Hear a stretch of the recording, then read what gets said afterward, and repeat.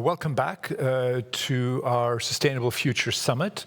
And this panel is going to be about the EU Taxonomy Green Stall or Green Start.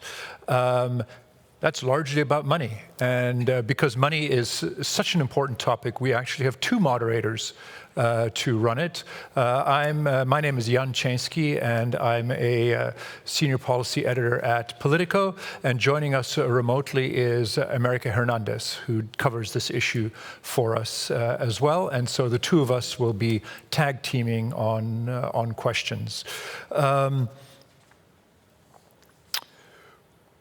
We're basically going to look at sustainable finance flows and what the Commission and other authorities are doing to encourage the flow of money to renewable and sustainable goals. And in a sense, without those flows, none of these projects of decarbonization and carbon neutrality are at all achievable. You need to get the money to make these projects happen. Before we start the panel, I would like to ask for opening remarks from our presenting partner, the Public Power Corporation.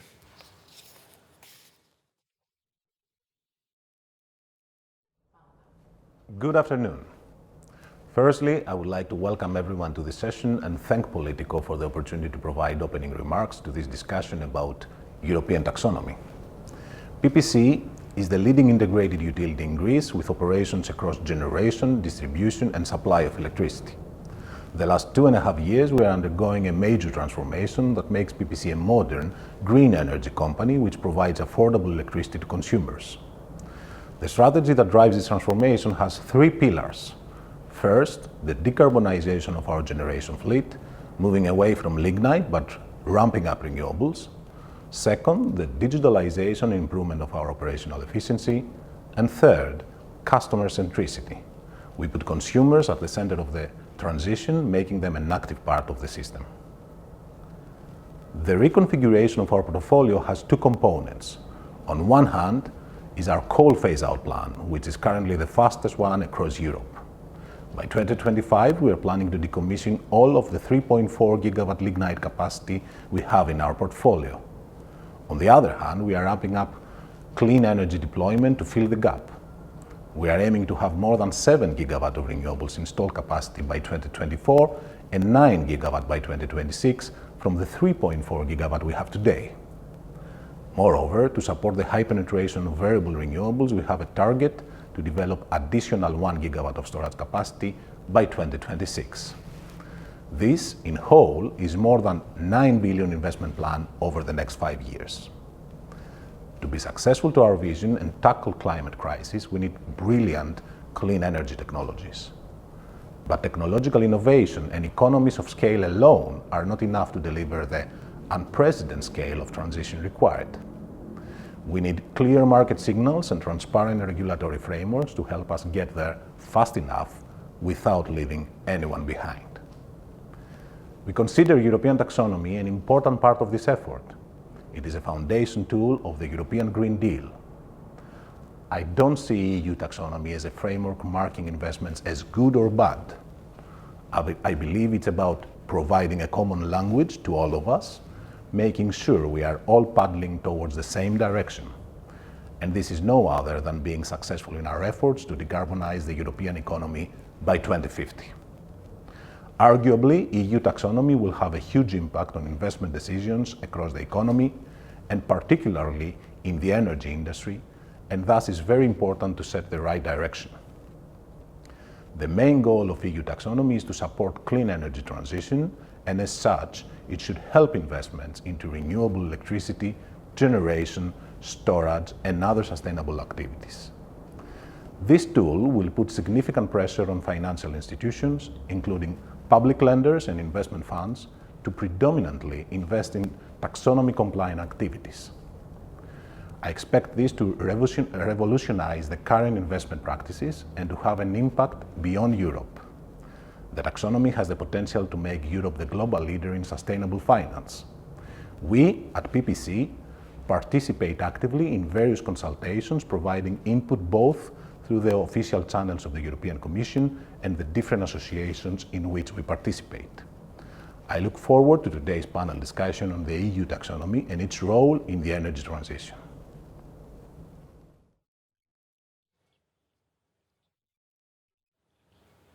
I'd like to thank the Public Power Corporation for those opening remarks.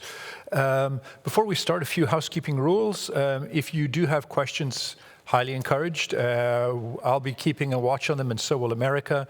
So please use the swap card platform. If you're online, the instructions are on the event website. And if you're here in person, then it's on the chairs in the room.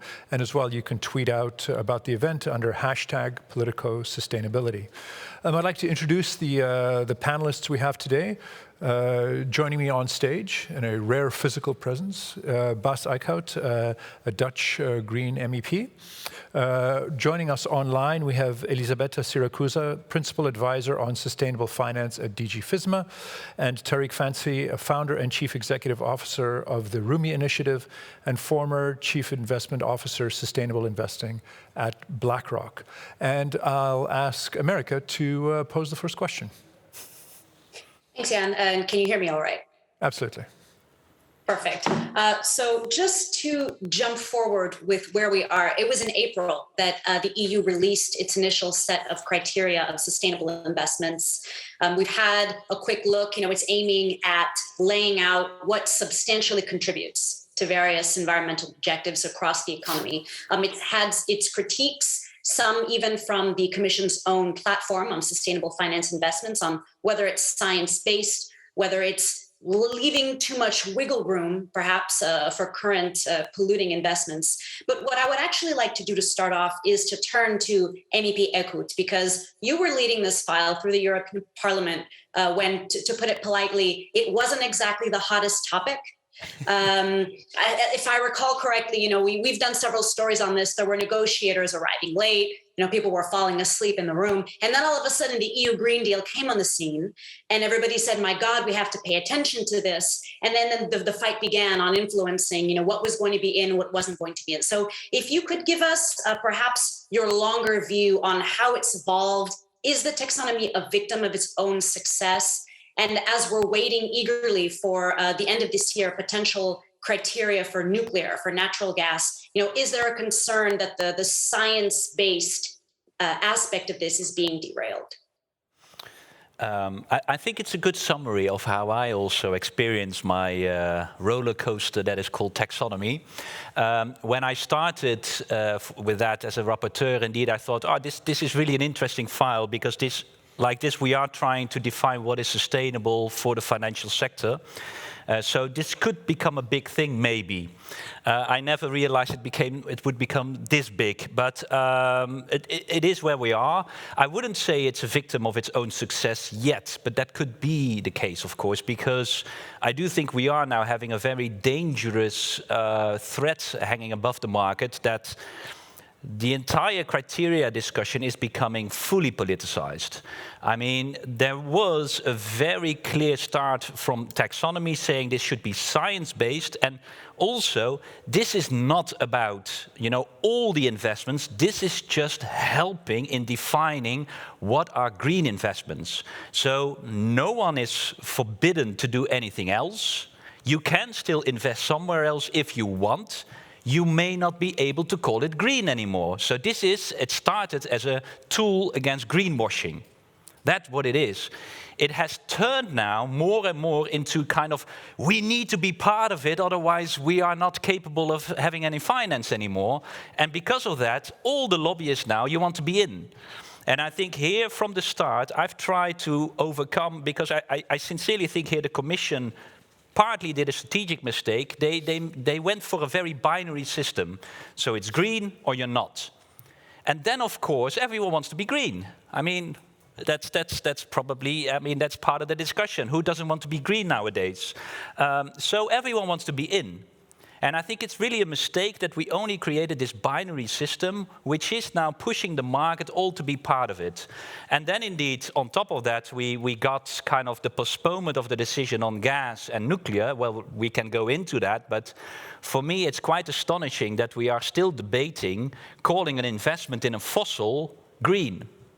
I mean, we are going to Glasgow and going to have a big mouth as Europe saying we don't want any fossil subsidies, and we go home and then we are going to call an investment in fossils green. For me, really, it's just not consistent, but it could be the outcome of the political bargaining. And if that's going to be the case, then I think indeed you can officially conclude that the taxonomy has become the victim of its own success. I feel like that's a perfect segue into Ms. Elisabetta Siracusa, Principal Advisor at DG FISMA here. Many people have, let's say, explained that the Commission is in a really tight position, right? It has to deal with the energy, the climate, the financial services portions, and then you have the countries who are supposed to be giving their national climate plans, and they find themselves squeezed between, let's say, what was up to date a year ago or even 6 months ago. And now they're being told that they've got to be ready for these latest 2030 climate targets. And sometimes the language is not a mismatch. So from the Commission's perspective, juggling these different priorities, bringing along the small and medium-sized enterprises has also been a very prioritized goal that DG FISMA has put out there. If by 2024, we're going to be having most companies in the EU having to report and say, this is where I stand as far as green. Are we ready? What more needs to be done? And do you feel that the climate is accurately prioritized versus the other goals? Thank you very much, America. So I think it's actually useful to take a step back when we talk about the taxonomy and other sustainable finance instruments, to see why we are doing this, why we are using these instruments.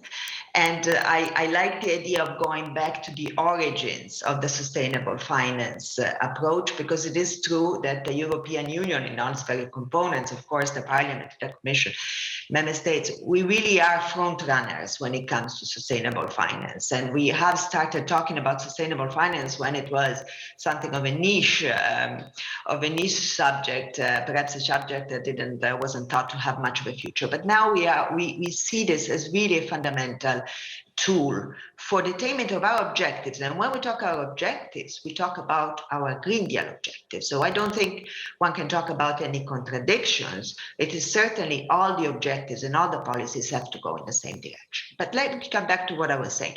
Why are we doing what we do? What are our targets? What are our goals? What are the principles that we use to, let's say, direct our work on sustainable finance? And I think you'll find that we have expressed these principles quite recently in 2021, in July 2021, and they are the principles that guide our strategy. And what are they? First of all, and here I pick up on something that has been said, the transition. Everything that we do and all our instruments need to support that transition. And this is a very good point.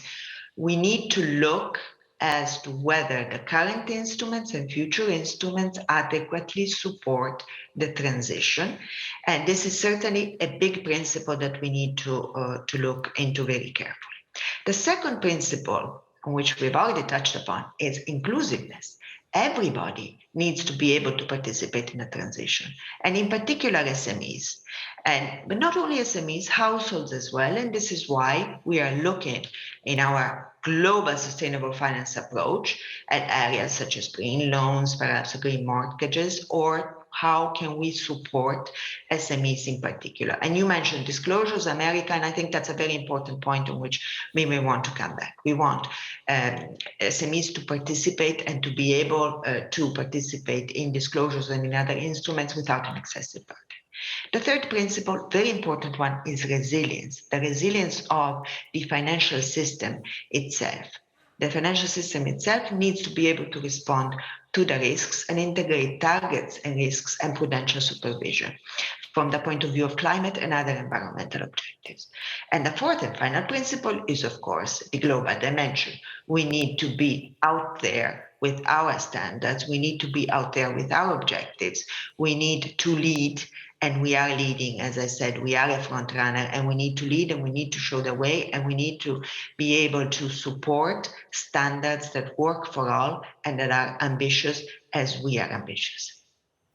I'd like to just jump in with maybe a question for Tariq. You're the guy who's actually doing the financing, making the decisions as to the financial flows. How important are these sustainable criteria for the decisions that you make? And do you see what the EU is doing as clear, or is there a bit of a tangle? We've got green bond standards, green capital standards, green loan relief principles, the sustainable finance taxonomy, all potentially using slightly different criteria. Is that the kind of thing you want to see, or is there something else you'd like to get out of Brussels? Well, so first of all, thanks for the opportunity to speak. To answer that question, I would say it's a vexing problem, right? In the sense that as you get deeper into trying to understand how to regulate and create real classification, as we've already heard, the trickier it gets with respect to specific areas.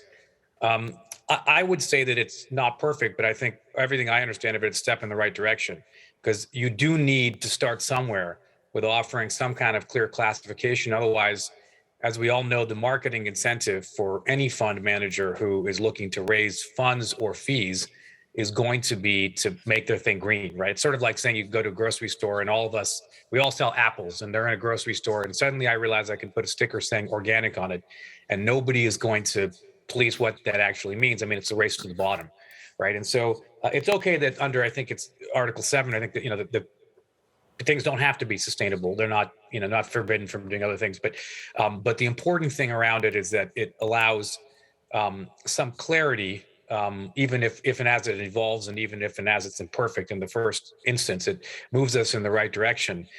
I would ask a slightly different provocative question around this, which is, what is the goal of all of this? If the goal is to reduce greenwashing, right, in some sense, so that, that things are not mislabeled, I think that it helps move us in the right direction. I think if it's to make sure that there aren't, or to, focus a bit more on the risks in the financial system, again, this can move us in the right direction. I'm not sure how much it actually creates impact against sustainability issues, right? I spoke in a panel yesterday, and an economist basically said, look, for most of the things that are getting built, the party that's not at the table is the planet. That may sound obvious, but in some sense, the planet only cares about one thing: lowering emissions. That's it. The rest of this stuff doesn't matter, or it only matters insofar as it translates into lowering emissions. And my concern a little bit is that there's greenwashing with respect to the fact that products are mislabeled, and that it's not very clear what they have in them. And again, absent any real regulation around that, you can see already that, I think as we've seen in Europe, I think $2 trillion worth of funds have sort of had the sustainable label removed in anticipation of the changes. So it shows you the extent to which, absent any regulation, everyone wants to pretend to be green. There is a fundamental second problem, though, that the planet doesn't care about that. The planet cares about lowering emissions. And for the most part, the majority of the vehicles, outside of maybe the Article 9 ones, and even that's a little bit unclear, don't seem to create, from what I could see, any real world impact. That's not an unimportant thing, because if you have a series of products that people believe, rightly or wrongly, right, the average person in the public or others believe that they create impact, or where there's an incentive even for institutional players to be seen to be doing that, because we don't have an answer on green while everyone sort of rushes into buying the green product, but there's no actual impact on emissions, then we end up in a world where we've been in the last few years, where ESG assets increase every single year, ESG words and what I sometimes refer to as sustainababble, the words out of the industry, increase every year. And it increases all alongside emissions and inequality and the things they're meant to do something about, because by definition, there's no connection between the two. And that's where I'd be particularly worried around public markets products that really say much around green of anything, because it's not clear to me that by focusing on the demand side of sort of investors classifying how these things are classified, you create real world impact, particularly because for the most part, things like ESG ETFs and green bonds, if you get into the details of how they operate, and I'm happy to do that, on this panel later, but there's no clear reason to believe they have any additionality, and there's increasing reason to believe they could actually be harmful, because they create a placebo that is great for asset managers at higher fees. They're actively, aggressively marketing it with the goal, knowing, I'd say full well, that people believe in it, buy these things, believing that it creates impact.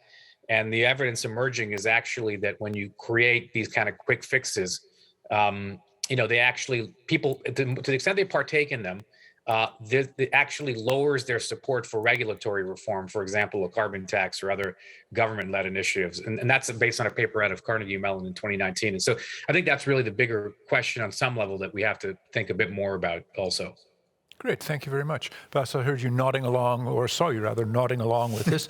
Is there a way, or is there a danger that what you and the other institutions are working on is sort of leading to feel-good technobabble and not actually driving investment in a way that will help the bloc and the planet reach its decarbonization goals? I think that danger is there if we think the work is done now. And there, I mean, I'm not sure Tariq is meaning exactly the same, but I do agree with him that for now, what we have on the table for taxonomy, it is helping to prevent greenwashing, which is an important thing in its own, but it's only step one. And what I see here a bit, and here again, I'm a bit afraid that the European Commission, because of all the fuzz around the delegated acts of taxonomy, if you read the latest sustainable finance strategy that was published in July, there was a follow-up of their first one that was from 2018 or 17 maybe even. I feel they're backtracking, whereas you would expect that every time we take a step further. But I have the feeling that the Commission is a bit put off by the discussion around taxonomy and the delegated acts, etc. And therefore like, okay, let's take it step by step and slower it down. And I think that would be a mistake, because I sincerely think that with the taxonomy, we are now only defining what is green, although in the public debate it's portrayed as something much bigger than that. But I think the next discussion, what we really need to have is how are we going to shift the trillions, not only towards green, but away from fossil. That is going to be the big debate. And it's still the elephant in the room. I mean, the elephant was now finally put into the Glasgow Climate Pact for the first time, but that's only mentioning that there is an elephant.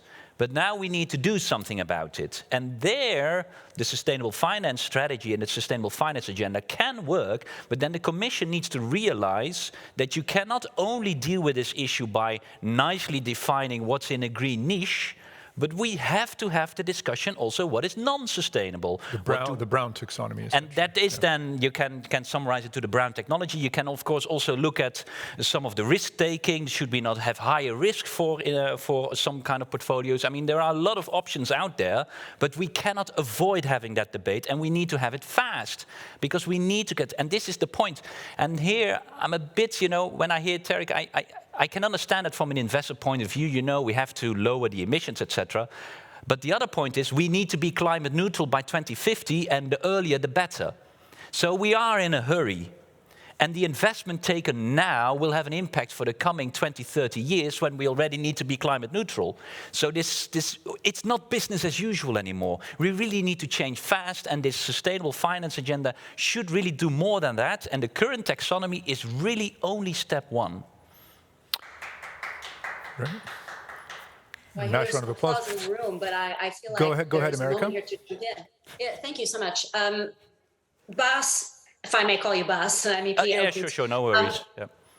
I feel like I'm actually hearing you say two different things, and I'd like you to maybe reconcile it, because I'm not sure you're being quite fair when you talk about that it's not enough to simply define this green investment niche on one hand, and then say you don't understand why now everyone feels they must be green. Exactly what you just mentioned. There are now legally binding in the EU targets for emissions where countries are worried that they may have lawsuits on their back if they miss them. We're now hearing central banks talk about playing around with how much capital you've got to keep on the books based on what you have being labeled sustainable or not. So it makes perfect sense from that point of view that the Commission is actually trying, or at least let's say the EU in general, taking the three institutions, to do all it can to drive the capital to those legally binding climate objectives. And it seems, at least from my point of view, that is what is driving this sort of intense fight over what the labeling is.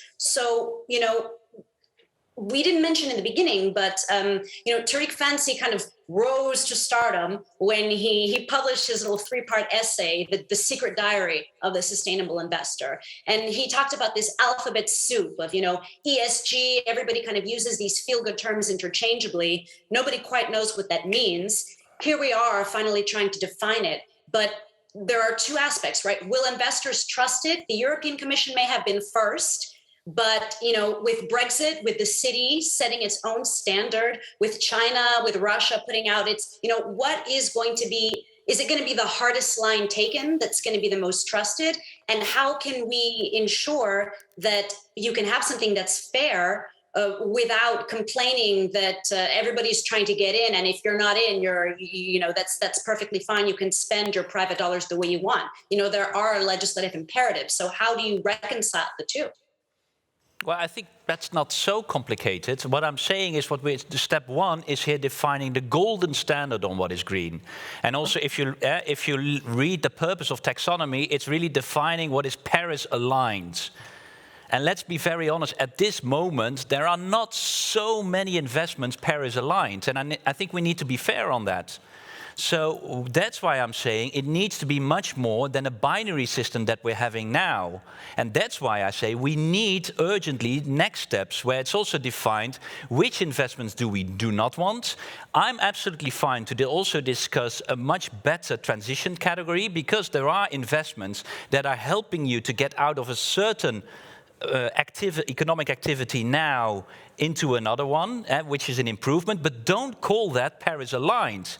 So the problem here really is that the current taxonomy is binary, and that the Commission is not giving a very clear signal that they want to do much more afterwards. Then you are getting exactly what you see now, is that the people feel, well, if this is it, we want to be part of it. And that's exactly what we're seeing now, but then everything is a golden standard. See how the discussion in Finland and Sweden is on forestry. They just want to have in the taxonomy that the current forestry and any investment is green and is fine. Sorry, that's not Paris aligned. You can't say that. But Finland is going against this first delegated act because they don't feel that their forestry is 100% into the taxonomy. That's where it goes wrong. And I think this is really the problem of having this binary system. And this is what I want to change. And I think I was very well consistent, because in my first draft already I said I want a much more diverse system. But both Council and Commission were pushing back on it. And we are now stuck with this binary system where everyone wants to be part of green. And then you are undermining the credibility of what we're trying to do here. And I think that is my biggest concern. So I have the feeling I'm quite well aligned there. Elisabetta, do you see the Commission acquiescing in that? Is there a movement to actually set up some sort of a brown taxonomy of harmful investments? Well, as I said at the beginning, this is really the first principle that we want to work for the future, we want to work on for the future, is transition. And I think it's very interesting to hear, and this is obviously discussions and debates that I'm obviously very familiar with, really what we hear every day from stakeholders, from the other institutions, and from other involved parties, of course, is the question of the binary nature on the one side and on the pathway of the transition. So both these concepts have to do with the notion of transition.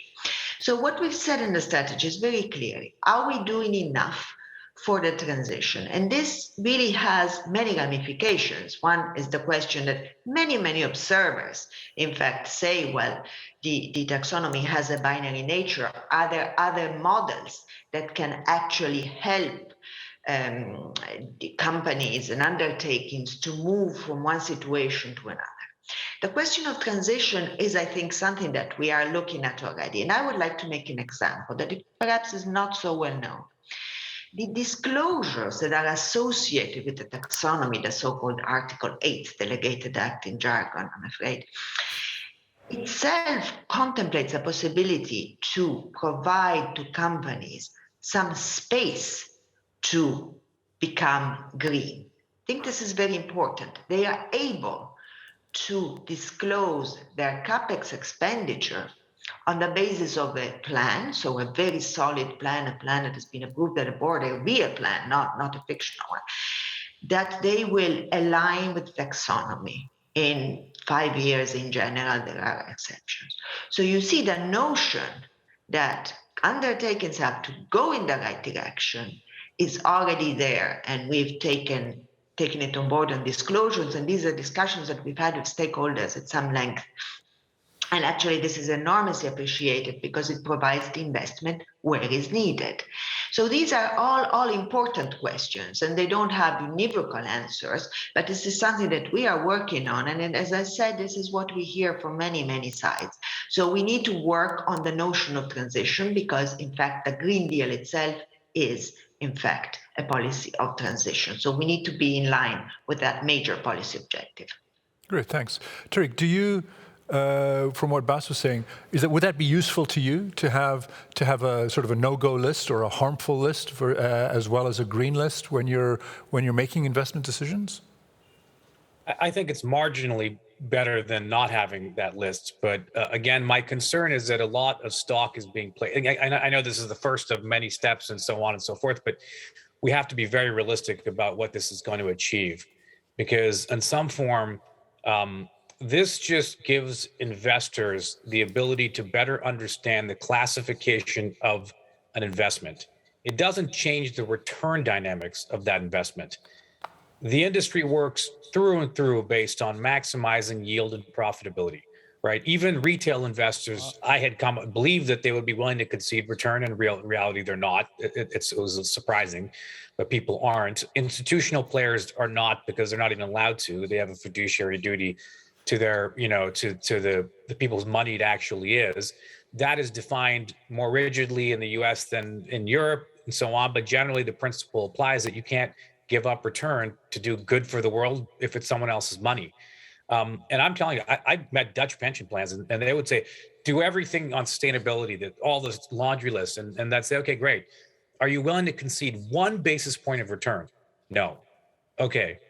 Well, then everything's predicated on the idea that, like, if ESG is another data set, right? I mean, you're applying another data set to an investment practice that is locked into the pursuit of maximizing dollar values. We all know that if we want to change a system like that, which is sort of the blood that courses through the body of the economic system, we need to change the return dynamics, right? You'll have people investing a lot more in green if the economics are better, and a lot less in brown if the economics are worse. That's a carbon tax. That's all of the other things that we all know and talk about. My concern is that finance, there's a limited ability of it to actually create much difference if we haven't changed the fundamental return dynamics, because everybody in the industry who makes decisions are legally obligated and financially incentivized to focus on return. So all of which is to say that, the classification is helpful in some modest form, but it doesn't, from the planet's perspective, it's not clear to me that there's any reason to believe offhand or any evidence, empirical or otherwise, to say that this is in and of itself going to lower emissions. And there's a concern, and this was the point of the paper that was just referenced, is that actually it provides us a placebo, where a few years have passed, we think we've done something. This is not what our expert economists are recommending, right? Again, Tom Piketty talks a lot about inequality and how to fight it through raising historically low marginal tax rates on the wealthy. William Nordhaus won a Nobel Prize for talking about carbon tax. I don't know that I've seen a lot of great economic analysis that actually tells me that classifying these funds is going to create a great deal of difference. But again, if there's something I've missed and that there's a reason to believe the industry will adapt based on that, that would be fantastic. But I do think generally it's marginal in any scenario. Thanks very much. We're slightly over time, so I'll just sort of reference, that's interesting what you were saying about differing signals coming, because there's a story that we did probably earlier this year, late last year, this big Polish coal-fired power project, which sort of had to stop halfway through construction because the company was simply unable to get any more financing. The banks doing the lending were not looking at the green criteria; they were looking at rising ETS prices, and they just saw that this project made no financial sense. And stopped lending. So that's sort of fits with what you're saying. We're flashing red here. Yeah. If you've got a very, very short comment, and then we're going to end. 2 short comments on what just has been said. First of all, absolutely agree. You need regulation as well. And I think here there's really a big difference with EU and America. I mean, America thinks they can solve the climate crisis within an investment program and not much regulation. In Europe, we're very good in regulation, but usually less good in investment. Probably we need both worlds. In Europe, I'm less concerned. You will have the regulation, so I think that's important. Second point is, this will have an impact. I mean, the ECB is asking for a definition on what is non-sustainable. So it's the supervisor who will, at a certain moment, change those investment of return policies, and that will have an impact as well. And they are saying, but then we need also a better definition on what are risky investments for climate, because climate is becoming more and more a risk factor for the financial sector, and the supervisors are more and more hitting that message home. And of course, therefore also you need that classification in order to help the supervisor. So this is more than only something that the investor will need, but that's part of this longer term investment, sustainable investment agenda that we need. Thanks very much. We are 5 minutes over time, and before we get attacked by the people in the back room, I think we're going to have to wrap. I think this shows that the interest level, both the previous panel on nuclear, which brought in a lot of financial and taxonomy elements, and this panel, is that there's enormous interest in this subject. And I think that what we should do is look to doing a larger set of events around this topic. Thanks again for taking part in today's panel. Next, and this is for the people who are online, we have 2 roundtable discussions. Roundtable number 1 is betting on sustainable fashion, is regulation the way forward? And the moderator is Leonie Kader, who is a reporter with Politico. The second discussion is on bioeconomy, or how to reuse natural resources to our advantage. And the moderator is another Politico reporter, Louise Guyot. I'd like to thank our partners for making this event possible, leading partners, the Public Power Corporation and Coca-Cola Europe, and presenting partners, Cefic, Cisco, EDF, Google, Syngenta, and Whirlpool. And as I mentioned, the interest in this sort of a topic, if you, a day and a half of a summit, probably not enough, because next year we're going to be actually looking at doing a Sustainable Future Week. So that should allow us to really dig in, and seeing as we have guests, and I would have really liked to have heard much more from our panel on these issues, and I'm hoping that next year we'll be able to really dig into it in a much more in-depth way. And the dates should be between November 29th and December 2nd next year. Hope to see everybody there, and thank you very much for taking part in today's summit. Thank you.